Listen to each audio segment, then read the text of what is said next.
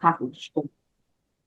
What does this particular event mean for, the Catholic Church and indeed the entire globe?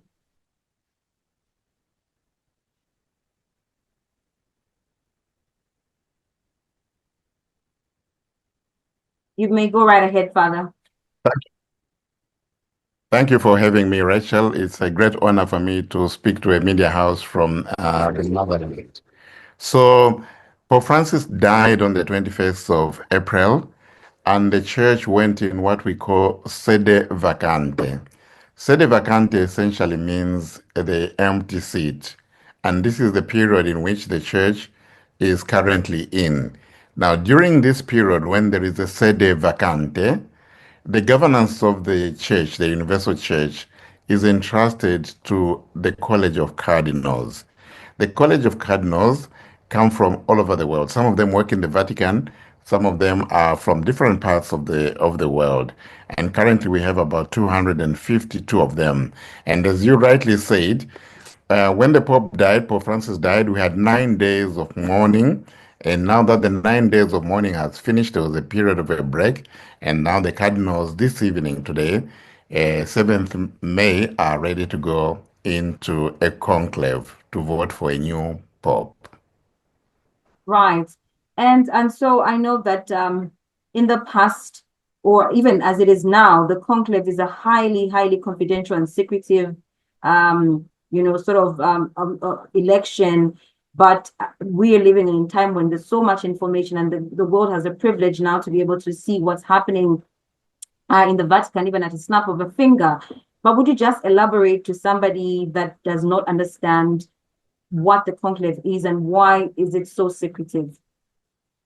So, well, a conclave actually is the process or the meeting when bishops below the age of 80 go into this meeting within the Vatican.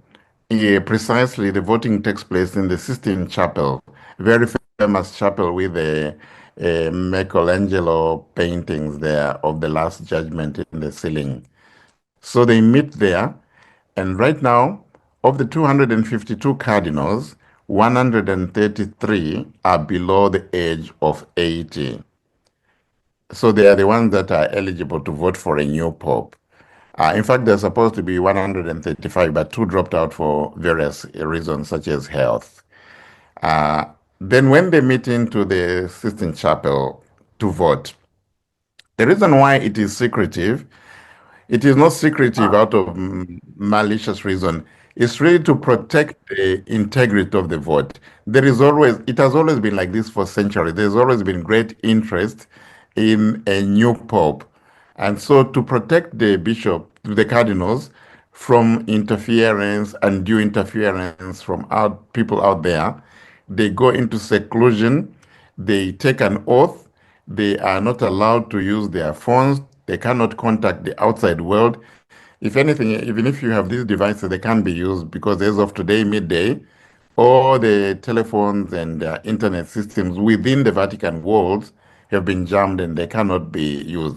It's really to protect the cardinals so that they can be in a spirit, in an atmosphere where they can choose freely a cardinal who will be worth for the church and also for the world.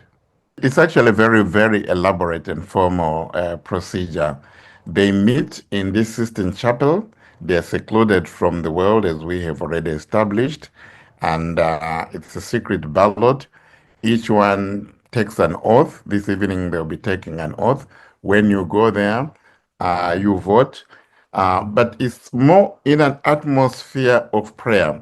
And it's very interesting that they do it in the Sistine Chapel, where there is this fresco, this painting of Michelangelo of the Last Judgment, in a way as if to say to the cardinals, look, whatever you are doing here is between you and God, and you will be able to answer for it on the Last Judgment.